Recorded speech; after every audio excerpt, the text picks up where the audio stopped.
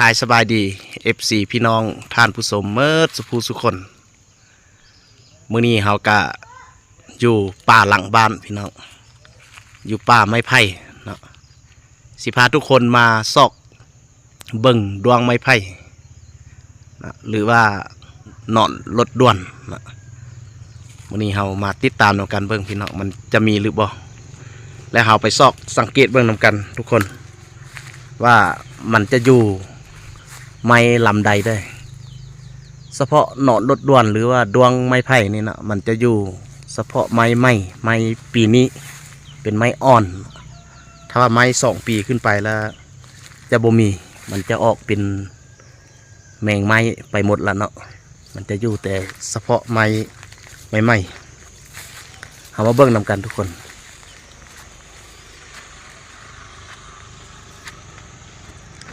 ตอนนี้เราซอกเห็ดแล้วทุกคนนะนี่ลำนี้ทุกคนเบิ่งเราจะเบิ่งสังเกตว่าลำใดมีเราไปเบิ่งทางเทิงพุ่นทุกคนเอาไปเบิ่งจะมีหอยเนาะมีหอยมันกินนี่เราจะซุ่มให้เบิ่งเนาะนี่จะเห็นหอยมันกินอันนี้ถ้าว่ามีหอยแบบนี้แล้วจะมันว่า100%มีแน่นอนนะเดี๋ยวต่อไปเราจะเอามีดเอาพามาตัดมาบักเบิ้งว่ามันสิมีหรือบ่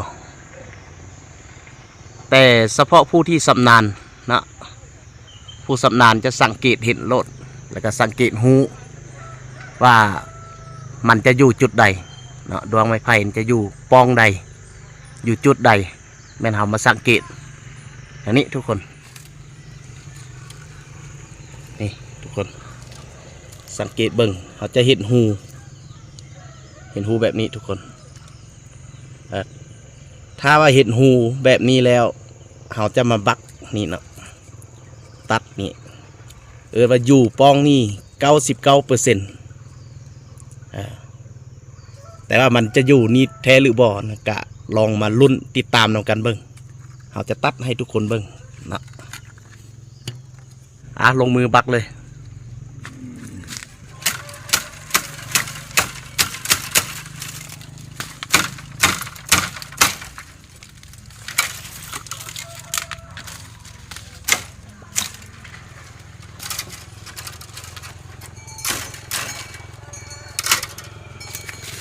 บ้องนั่นแหละ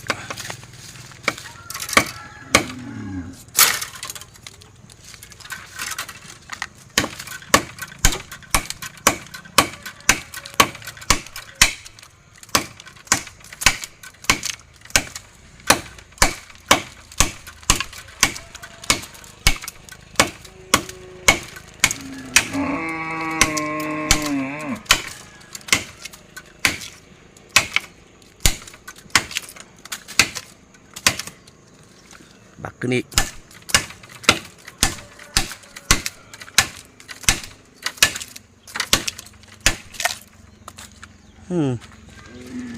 พลาดจนได้ทุกคนปองเทิงบักปองเทิงเบิ้งเนาะถ้าว่าบ่อยู่ปองนี่ก็เทิงปองที่มีหูทุกคน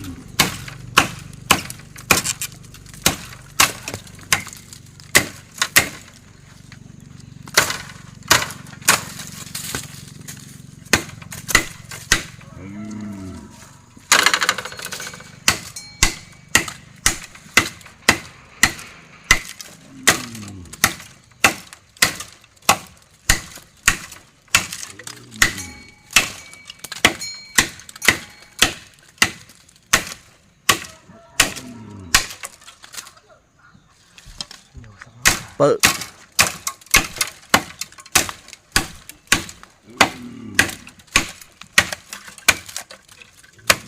อยู่ที่แท้อยู่ว่ะเห็นแล้วทุกคนนะแปลงดีๆบ้าง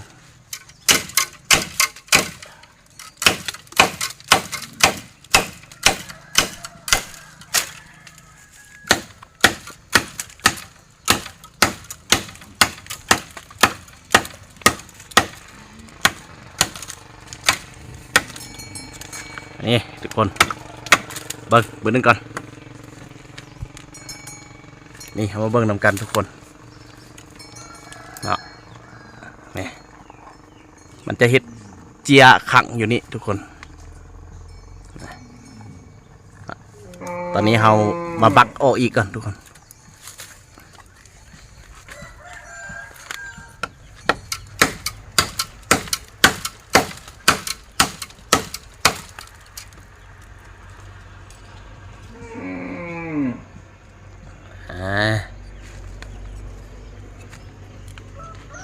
นี่ทุกคน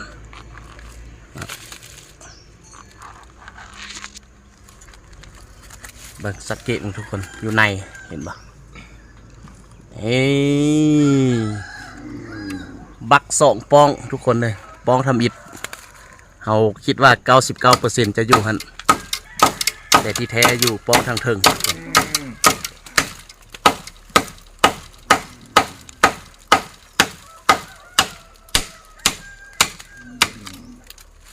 แกะเอาอีก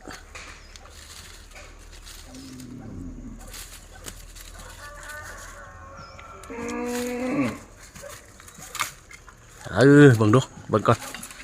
เนี่ยเห็นชัดเจนแล้ววันนี้ทุกคน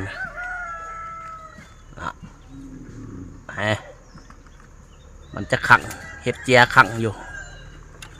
เก็บอันนี้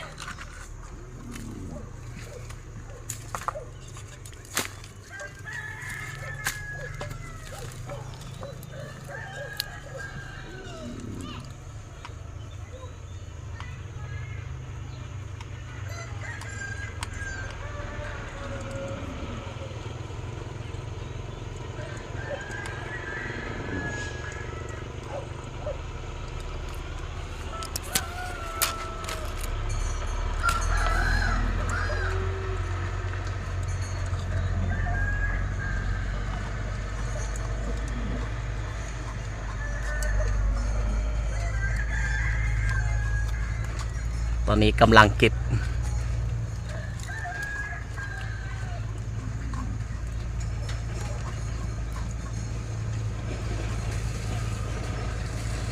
หมดบ่หมดแล้ววะ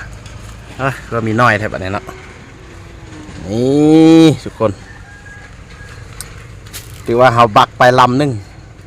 ก็ได้ซ้ำนี้ทุกคนมีบ่หลายปันใดเนาะเพราะว่าเป็นลำน้อย